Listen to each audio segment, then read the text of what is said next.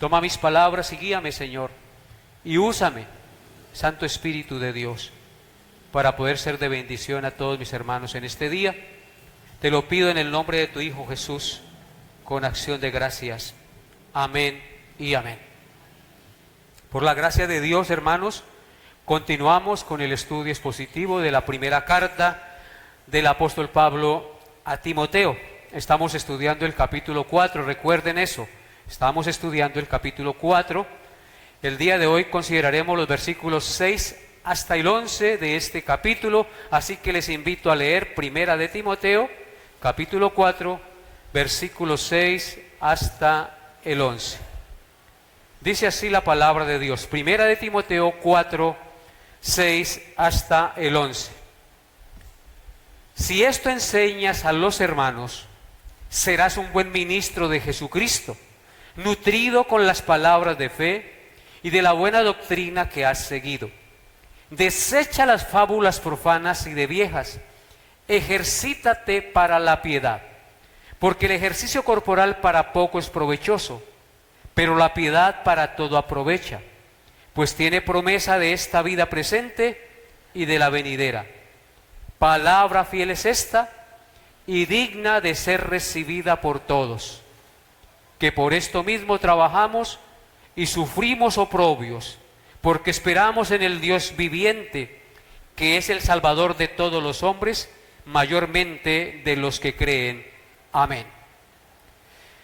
La enseñanza para el día de hoy lleva por título Un buen ministro de Jesucristo. Un buen ministro de Jesucristo.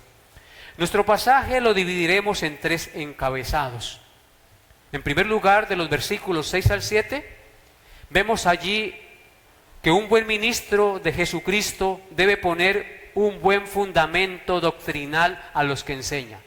Así que nuestro primer encabezado es: un buen ministro debe poner un buen fundamento doctrinal a los que enseña. Nuestro segundo encabezado va del versículo 7 al 8. Y es: un buen ministro de Jesucristo se ejercita para la piedad. Y en tercer lugar, nuestro tercer encabezado va del versículo 9 hasta el 11. Y es: un ministro de Jesucristo trabaja y sufre porque espera en el Dios viviente. Así que en esos 3 encabezados vamos a meditar en el día de hoy. Veamos nuestro primer encabezado, nuestro primer punto. Un buen ministro de Jesucristo debe poner un buen fundamento doctrinal a los que enseñan. Lean conmigo los versículos 6 al 7. Dice así la palabra de Dios. Primera de Timoteo 4, 6 al 7. Si esto enseñas a los hermanos, serás buen ministro de Jesucristo, nutrido con las palabras de fe y de la buena doctrina que has seguido. Desecha las fábulas profanas y de viejas, ejercítate para la piedad. Amén. Pablo inicia diciendo en nuestro texto: si esto enseñas a los hermanos.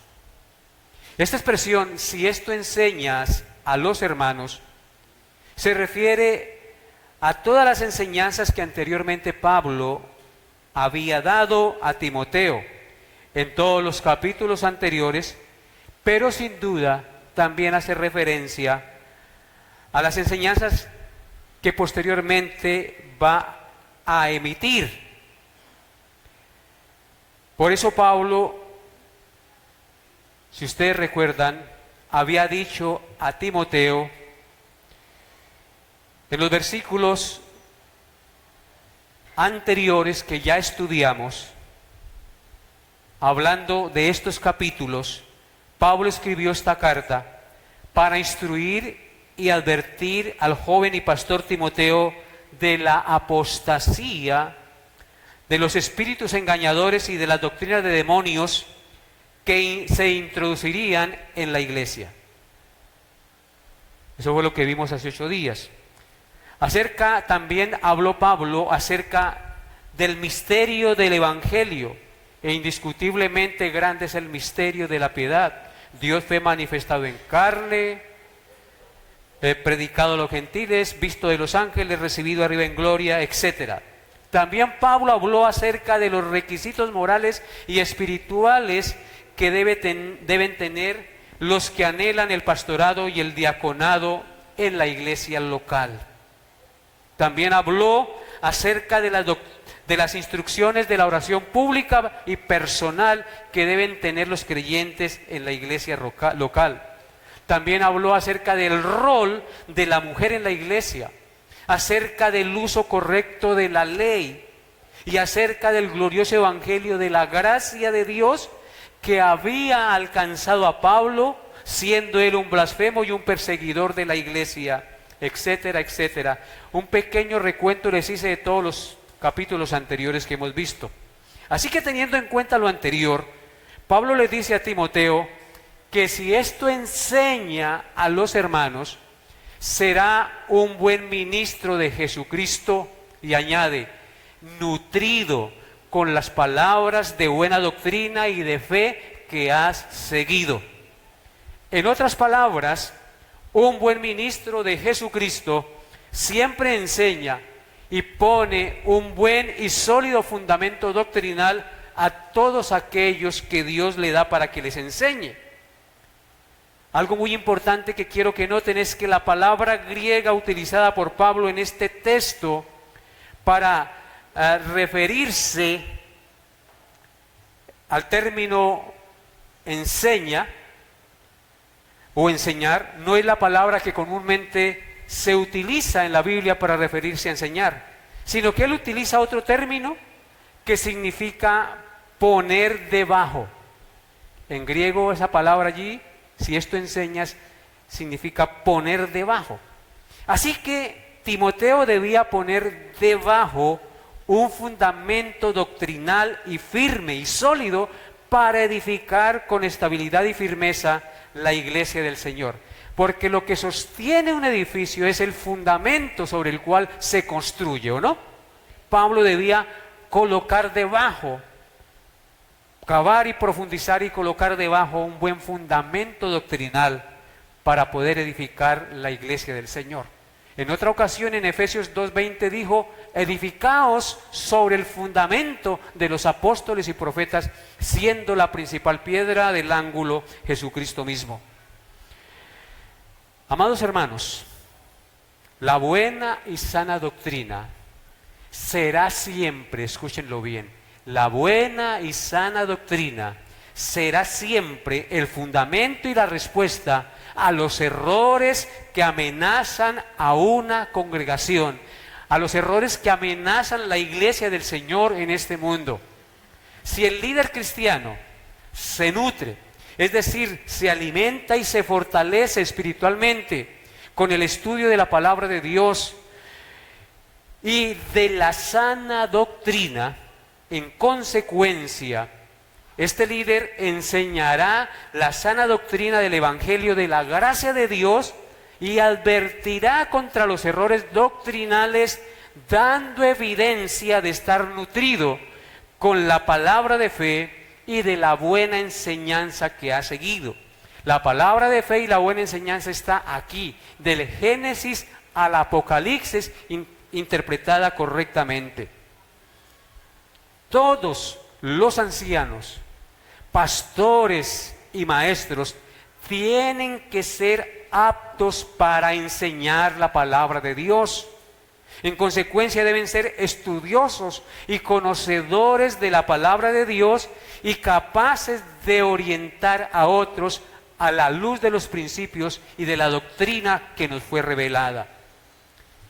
Y hermanos queridos, una cosa es cierta: uno no puede dar de lo que no tiene. De lo que hay en nuestro corazón hablarán nuestros labios. Sin perder primera de Timoteo, vaya conmigo a Jeremías 15, verso 16. Jeremías 15, verso 16. Dice: fueron halladas tus palabras y yo las comí, y tu palabra me fue por gozo y por alegría de mi corazón, porque tu nombre se invocó sobre mí, oh Jehová, Dios de los ejércitos. Noten lo que nos enseña el profeta Jeremías acerca de estar nutridos con la palabra de Dios. Dice Jeremías, fueron halladas tus palabras, ¿y qué hizo él? Las comió. Ahora no se vaya a comer la Biblia cuando llegue a la casa, ¿no? De manera literal. Es decir, léala, medítela y practíquela. Fueron halladas tus palabras y yo las comí. Me nutrí con la enseñanza de tu verdad, me está diciendo Jeremías. ¿Y cuál fue el resultado? Su palabra, la palabra de Dios le fue por gozo y por alegría de su corazón. ¿Qué produce la palabra de Dios cuando la comemos en espíritu y en verdad? Gozo y alegría en nuestro corazón. Y cuando usted tiene gozo y alegría en su corazón, usted anhela dar ese gozo y esa alegría al que lo escucha. Quiere transmitir ese gozo y esa alegría a todos aquellos que enseña, ¿o no es así? Bien, hermanos, ahora vaya conmigo a Ezequiel, allá adelantico de Jeremías, a Ezequiel, capítulo 3, versículos 1 al 4. Otro texto muy significativo. Ezequiel 3, del 1 al 4 dice: y me dijo, hijo de hombre, come lo que hayas, come este rollo, y ve y habla a la casa de Israel. Y abrí mi boca, y me hizo comer aquel rollo. Y me dijo, hijo de hombre, alimenta tu vientre, y llena tus entrañas de este rollo que yo te doy.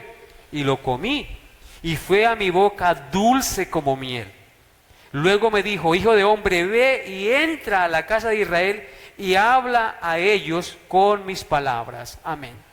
Así que debemos nutrirnos con la palabra de Dios, con el rollo de las Sagradas Escrituras. Recordemos que antiguamente no existía la Biblia así, era en rollos, en pergaminos. Por eso le dice, hijo de hombre, come lo que hayes, come este rollo y ve y habla a la casa de Israel. ¿Para qué estudiamos la palabra de Dios? ¿Para qué la meditamos? Para hablarla, para comunicarla, tanto al viejo como al niño, como vamos a hacer en el campamento. Amén. Dios nos dé la gracia, amados hermanos, de alimentarnos de la palabra de Dios, porque de lo que tengamos en nuestro corazón le vamos a dar a todos los que nos oyen. Si tú, padre de familia, no estás alimentado de la palabra de Dios, si no la conoces, ¿qué le vas a enseñar a tus hijos? ¿Qué le vas a dar a tus hijos? Tienes que conocer la palabra de Dios, tienes que comer de este libro y luego transmitir esa enseñanza que ha comido a sus hijos. Debemos empezar por nuestra casa. Así que un buen ministro de Jesucristo aquí no hace referencia solamente a los pastores, sino a todos los creyentes, porque todos somos llamados a ser ¿qué? Ministros de Jesucristo en cualquier lugar en donde estemos, sea en la casa como padres, sea en el trabajo, sea en la oficina, sea en la casa de los vecinos, en cualquier lugar donde estemos, amados hermanos. Por eso Pablo decía que la palabra de Cristo more en abundancia en vuestro corazón, enseñándoos y exhortándoos unos a otros con toda sabiduría, cantando con gracia en vuestros corazones al Señor con himnos y cánticos espirituales. Eso está en Colosenses 3:16, si quiere anotar la cita. Esto nos lleva, hermanos, a nuestro segundo encabezado. Versículos 7 y 8. Nuestro segundo encabezado es que un buen ministro de Jesucristo se ejercita para la piedad. Un buen ministro de Jesucristo se ejercita para la piedad. Noten lo que dice los versículos 7 al 8 de 1 de Timoteo 4. Dice: desecha las fábulas profanas y de viejas, ejercítate para la piedad, porque el ejercicio corporal para poco es provechoso, pero la piedad para todo aprovecha, pues tiene promesa de esta vida presente y de la venidera. Amén. Pablo empieza por decirle a Timoteo en este texto, en el verso 7, que para ser un buen ministro de Jesucristo debe desechar las fábulas profanas y de viejas y ejercitarse para la piedad. Primero quiero aclarar dos términos mencionados en el texto. Y los términos son profano y fábula. Profano es algo que viola, que pasa el umbral y no respeta las cosas y las normas sagradas de Dios. Eso quiere decir profano, algo que viola, que pasa el umbral y no respeta las cosas y las normas sagradas de Dios. Y fábula.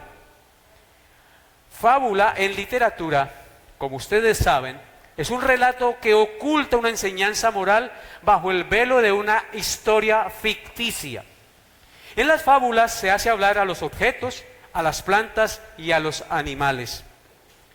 La palabra fábula en griego es mitos, de donde deriva el término mitología, que significa historia imaginaria que altera las verdades, cualidades de una persona y les da más valor del que tienen en realidad.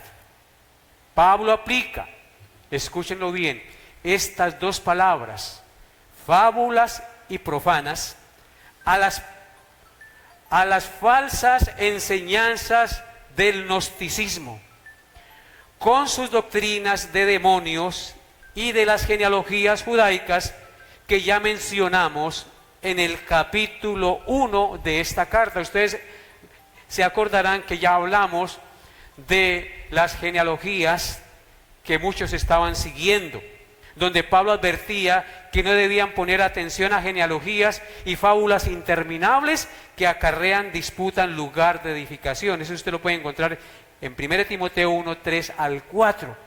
Y a eso está haciendo también mención Pablo en este texto.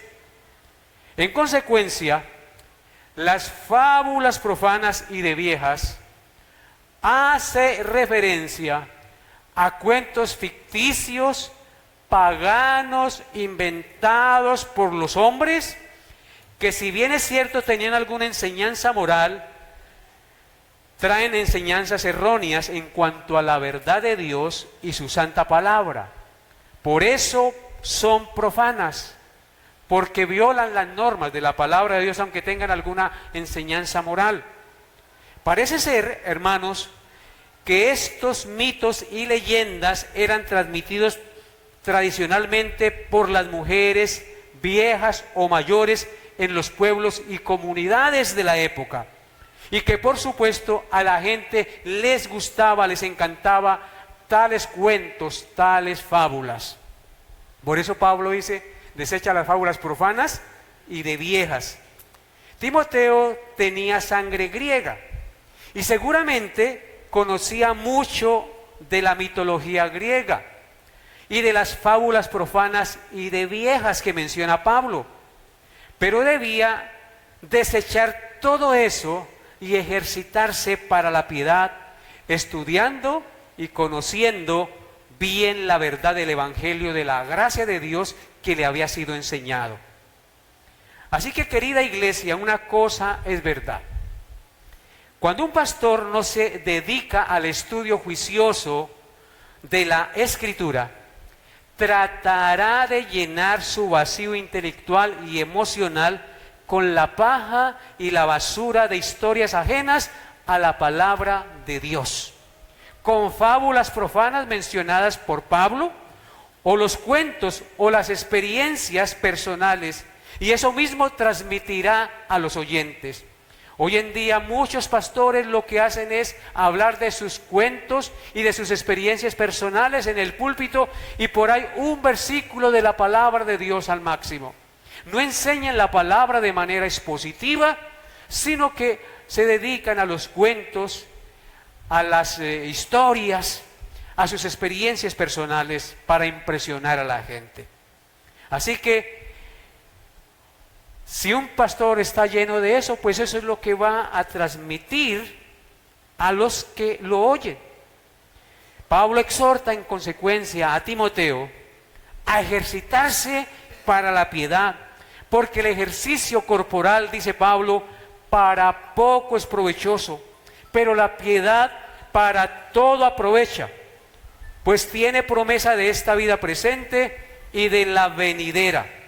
Noten nuevamente el texto, versículo 7 y 8 de 1 Timoteo 4, 8, dice, 1 Timoteo 4, 7, 8, desecha las fábulas profanas y de viejas, ejercítate para la piedad, porque el ejercicio corporal para poco es provechoso, pero la piedad para todo aprovecha, pues tiene promesa de esta vida presente y de la venidera. Amén. La palabra piedad, en este contexto, es la inclinación o la devoción a Dios y a su evangelio revelado en su palabra. Pablo consideraba que Timoteo debía ejercitarse para la devoción y el servicio a Dios, aprendiendo y enseñando el evangelio de la gracia de Dios. Timoteo, por ser hijo de padre griego, estaba familiarizado con las costumbres deportivas griegas y con el culto al cuerpo humano, cosas a las que dedicaban mucho tiempo los griegos, y por ende muy seguramente Timoteo también lo hacía. Por eso Pablo le dice a Timoteo, ejercítate para la piedad, haz gimnasia espiritual, desarrolla los músculos de tu espíritu para que seas un buen ministro de Jesucristo, nutrido con las palabras de fe que has seguido. Y Pablo le da algunas razones de peso para que lo haga. Compara el ejercicio corporal con el ejercicio espiritual. Le dice, aunque el ejercicio corporal es bueno, Timoteo, hay que hacerlo.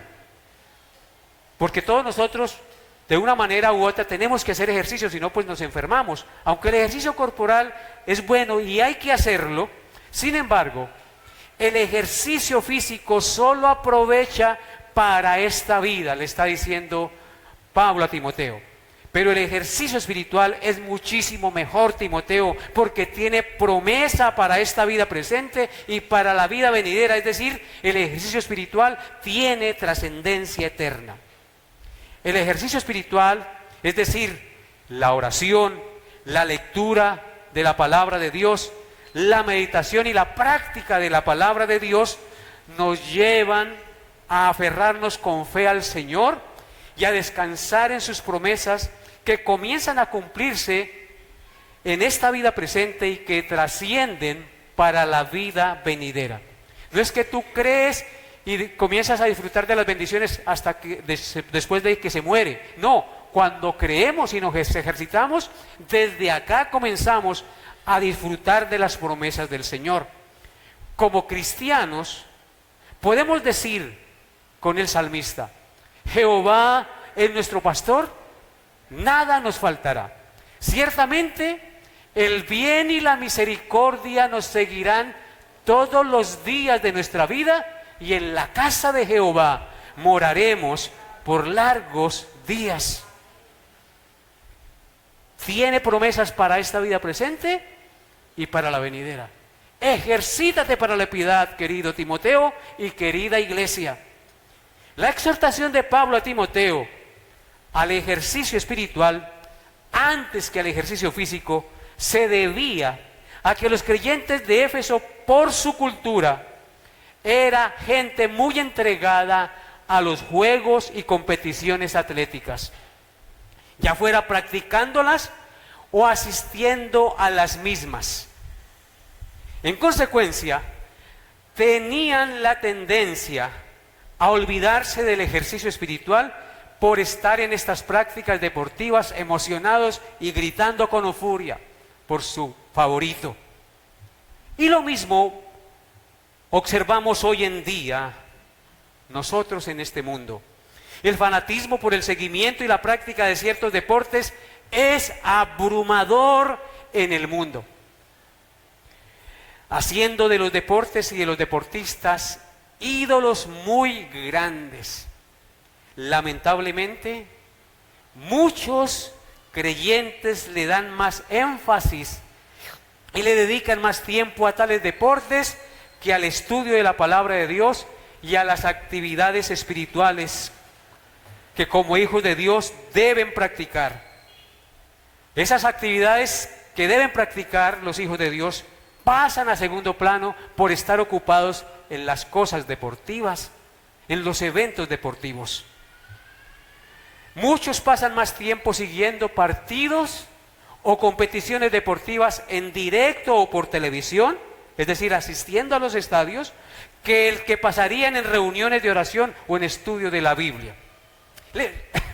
Les talla la silla 2 horas cuando vienen al culto, pero no les talla la silla cuando van al estadio o cuando se sientan en el televisor para mirar novelas o series de Netflix. Así que muchos lamentablemente pasan más tiempo en esas cosas. Hay creyentes que violan el día de reposo sin sonrojarse por darle prioridad a los eventos deportivos. Y eso es pecado a los ojos de Dios. Lo que Pablo quiere decirnos es que el creyente no crece y no llega a ser útil en las manos del Señor si permanece indiferente y ocioso en esas cosas temporales que, aunque son buenas, si nos dejamos llevar por ellas, se convierten en idolatría. El cristiano más bien debe vivir con propósitos firmes y un plan de acción para el reino. Ha de cumplir sus metas espirituales con la misma dedicación y sacrificio de un deportista. Es lo que Pablo quiere dar a entender a Timoteo y a todos nosotros. Por eso en Éxodo 20, versículos 1 al 3 dice lo siguiente. Éxodo 20, versículos 1 al 3 dice: y habló Dios todas estas palabras diciendo: yo soy Jehová tu Dios, que te saqué de la tierra de Egipto de casa de servidumbre. No tendrás dioses ajenos delante de mí.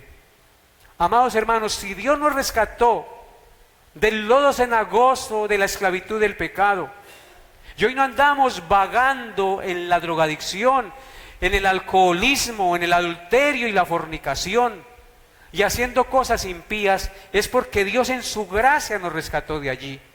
En consecuencia, como Jehová es el Dios que nos sacó de la tierra de Egipto, de casa de la servidumbre del pecado, debemos no tener dioses ajenos delante de nosotros, porque un Dios ajeno nos convierte en esclavo de ese Dios. Y este es el primer mandamiento de la ley moral de Dios: no tendrás dioses ajenos delante de mí. Así que un Dios ajeno puede ser el fútbol, puede ser la televisión, puede ser un deporte. Por estar yo ocupado en eso, entonces le quito el tiempo que debo darle al Señor. No estoy edificándome ni ejercitándome en esas cosas. Que Dios nos ayude, queridos hermanos, para que le demos el lugar que debemos darle. Yo no estoy aquí en contra del hacer deporte, ni Pablo está en contra del hacer deporte. Dice, el ejercicio espiritual es bueno, pero para poco es provechoso. Solamente le ayuda para acá, pero no tiene trascendencia eterna. Y si le ayuda para acá, por estar metido en el deporte puede apartarlo de Dios. Así que algo bueno puede convertirse en piedra de tropiezo para nuestra edificación espiritual. En 1 Corintios 10:23 Pablo dijo, 1 Corintios 10:23, todo me es lícito, pero no todo conviene. Todo me es lícito, pero no todo edifica. Todo me es lícito, lo puedo hacer, usted puede hacer deporte, puede mirar televisión, pero no todo le debe convenir a su espíritu. No todo conviene hacerlo.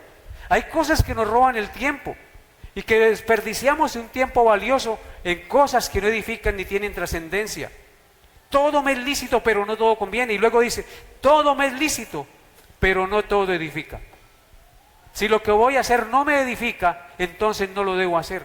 Si lo que voy a hacer no edifica a los que están a mi lado, tampoco lo debo hacer. Si lo que voy a hacer no le roba la gloria a Dios, no lo debo hacer. Esos 3 filtros que miramos hace 8 días debemos ponerlos en práctica en nuestro diario vivir, hermanos.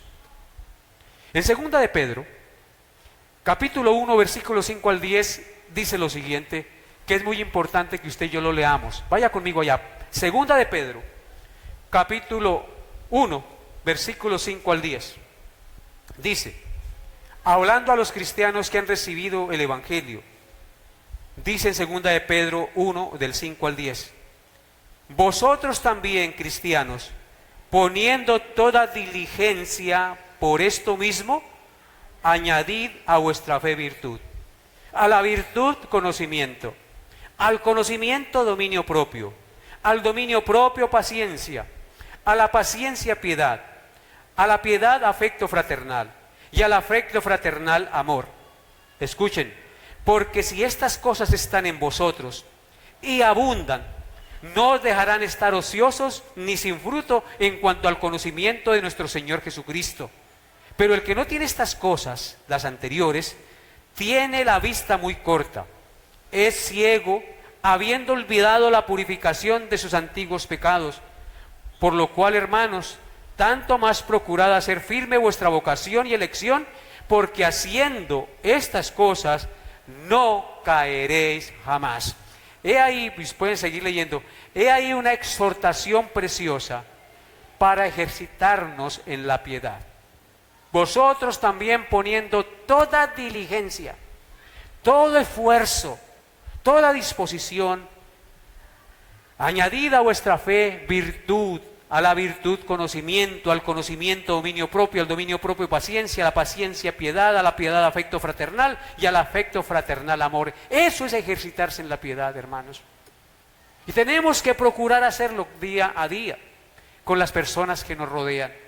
Porque si estas cosas están en vosotros y abundan, no os dejarán estar ociosos ni sin fruto en cuanto al conocimiento de nuestro Señor Jesucristo. Uno puede volverse ocioso en cuanto al conocimiento de nuestro Señor Jesucristo y en consecuencia no tener fruto, ser una cisterna seca, vacía, que no produce, que no tiene agua, que no produce vida. Entonces, si usted no tiene esas cosas, tiene la vista muy corta y es ciego y ha olvidado la purificación, lo que Dios hizo por usted en la cruz del Calvario. Por lo cual, hermano, tanto más procurad hacer firme vuestra vocación. ¿Qué debemos cada día? Procurar hacer firme nuestra vocación y elección, porque haciendo esas cosas no caeremos jamás. ¿Cuántos reciben esta palabra, hermanos? Dios nos exhorta a ser diligentes, poner toda diligencia, a ejercitarnos para la piedad. Hermanos, quiero hacer una corta aplicación aquí. El ejercicio espiritual aprovecha no solo para el espíritu, sino también para el cuerpo. El ejercicio espiritual aprovecha no solo para el espíritu, sino también para el cuerpo. Muchas enfermedades son consecuencia de vivir en pecado y parte de estas enfermedades llevan a los enfermos a ser hospitalizados por falta de paz en sus corazones. ¿Por qué? Porque no tienen la paz de Cristo, ni se han apacentado con la palabra de vida. El gozo y la paz que el ser humano necesita se encuentra en Dios y en su Hijo Jesucristo, el cual nos ha sido hecho por Dios sabiduría, justificación, santificación y redención, queridos hermanos. Así que el ejercicio espiritual nos ayuda para la parte física, cognitiva, emocional. Así que si usted solo se dedica al ejercicio físico y no se dedica al ejercicio espiritual, por más ejercicio que haga, muy probablemente se puede enfermar de estrés o de cualquier otra cosa. Si usted reposa en aquel que es el príncipe de paz y sigue las instrucciones de la palabra de verdad, de los principios eternos de Dios que son verdaderos, vivos y maravillosos, usted comenzará a experimentar paz. Porque entenderá que Dios está en control de todo y que Jesucristo pagó por usted y que usted es un hijo de Dios y que si está en las manos de Dios, nadie lo arrebatará de su mano. Todo lo anterior nos lleva a nuestro tercer y último punto. Un buen ministro de Jesucristo trabaja y sufre porque espera en Dios. Versículos 9 al 11 de 1 de Timoteo 4 dice: palabra fiel es esta y digna de ser recibida por todos, que por esto mismo trabajamos y sufrimos oprobios, porque esperamos en el Dios viviente, que es el Salvador de todos los hombres, mayormente de los que creen. Esto manda y enseña. Amén. Pablo dice en el verso 9, palabra fiel es esta y digna de ser recibida por todos. Así que ustedes pueden recibir esta palabra porque es una palabra digna, es una palabra fiel que no miente. Con estas palabras el apóstol enfatiza lo que ha dicho y lo que va a decir. Es como si dijera: aquí tenemos algo con lo que podemos contar y en lo que podemos depositar nuestra confianza, en estas palabras, en estos principios.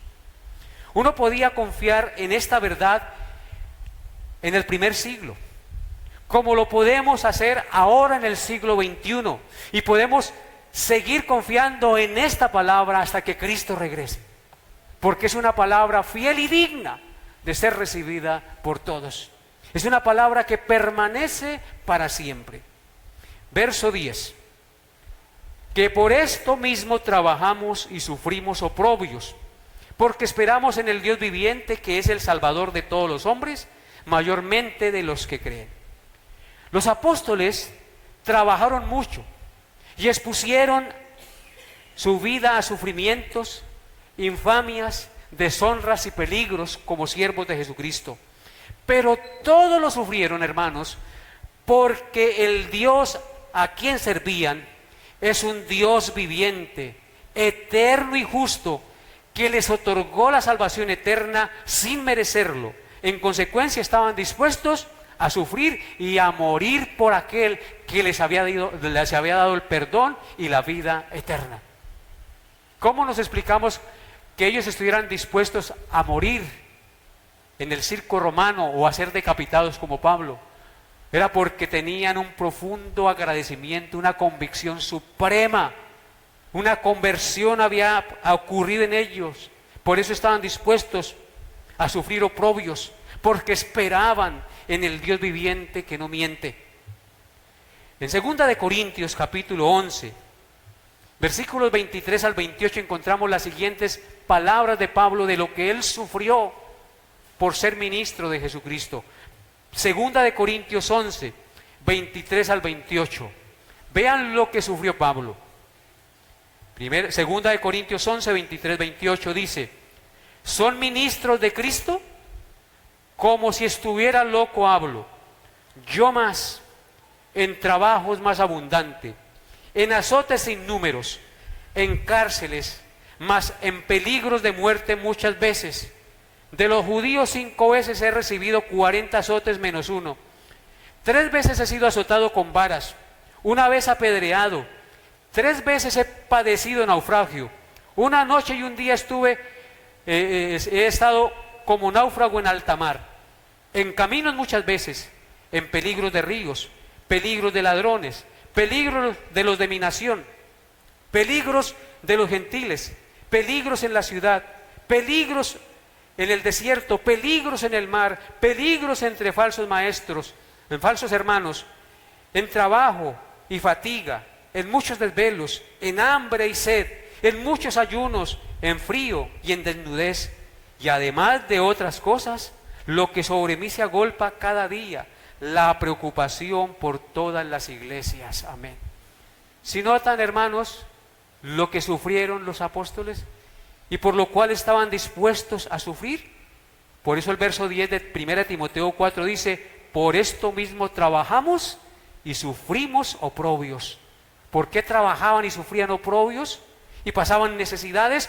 Porque esperaban en el Dios viviente, que es el Salvador de todos los hombres, mayormente de los que creen. En consecuencia, aplicando esto a nuestro tiempo presente, un verdadero siervo de Dios trabaja y está dispuesto a sufrir difamaciones, a trasnochar, porque espera en el Dios vivo y verdadero, el cual le ha otorgado sin merecerlo eterna salvación. Por eso Pablo dijo en 2 de Timoteo 1, 7 y 8. ¿Qué dijo Pablo allí en 2 de Timoteo 1, 7 y 8? Porque no nos ha dado Dios espíritu de cobardía, sino de poder, de amor y de dominio propio. Por tanto, como nos ha dado amor y dominio propio y poder por el Espíritu Santo, no te avergüences de dar testimonio de nuestro Señor, ni de mí preso suyo, sino participa de las aflicciones por el Evangelio según el poder de Dios. Entonces, vemos aquí, no nos ha dado Dios espíritu de cobardía, sino de amor, poder y de dominio propio. En consecuencia, como nos ha dado esas cosas, no te avergüences de dar testimonio y sufre, pasa, soporta las aflicciones por el Evangelio según el poder de Dios. Pero el verso 10 también dice que Dios es el Salvador de todos los hombres, mayormente de los que creen. Así dice, ¿cierto? Que Dios es el Salvador de todos los hombres, mayormente de los que creen. Este término puede sonar confuso porque pareciera dar a entender que Dios salva a todas aquellas personas que no creen, pero al mismo tiempo salva mayormente a todos los que creen. Es como confuso. Nosotros no tenemos problemas con lo que Pablo afirma, que Dios salva de la condenación eterna a todos los que creen en Cristo como su Señor y Salvador, porque eso es lo que enseña la Escritura claramente. En consecuencia, lo que debemos discernir es a qué tipo de salvación se refiere Pablo cuando dice que el Dios viviente es el Salvador de todos los hombres.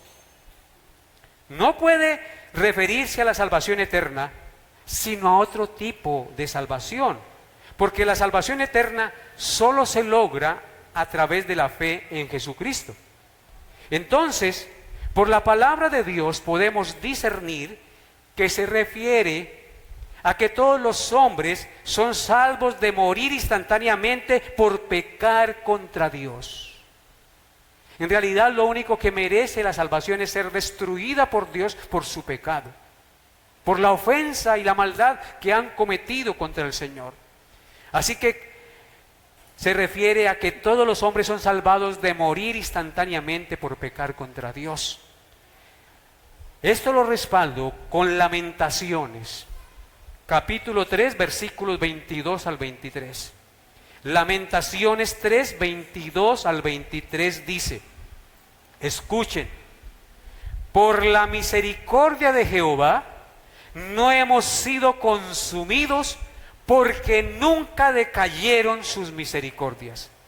Nuevas son cada mañana, grande es tu fidelidad. Amados hermanos, ¿por qué los hombres no han sido consumidos? Según este texto que acabamos de leer, por la misericordia de Jehová no hemos sido consumidos, porque nunca decayeron sus misericordias, porque las misericordias de Jehová son nuevas cada mañana. Así que cuando Pablo dice que Dios es el Salvador de todos los hombres, refiriéndose a los que no creen, está refiriéndose que es el Salvador que los salva de que no mueran instantáneamente por el pecado que han cometido contra Dios por su misericordia. Los reformadores hablaron de gracia común y de gracia salvadora. La gracia común o general es aquella por la cual Dios Padre salva a todos los hombres de castigos inmediatos del pecado en esta vida terrenal. Esa es la gracia común. Él hace salir el sol sobre justos e injustos y no derrama su juicio porque tiene gracia común. Y la gracia particular o gracia salvadora es aquella por la cual el Hijo salva del pecado a los que se arrepienten y creen en Él, dándoles vida eterna, librándoles del poder del pecado y de Satanás en esta vida y en la eternidad. Esa es la gracia salvadora. Entonces, por la palabra de Dios podemos discernir que cuando Pablo dice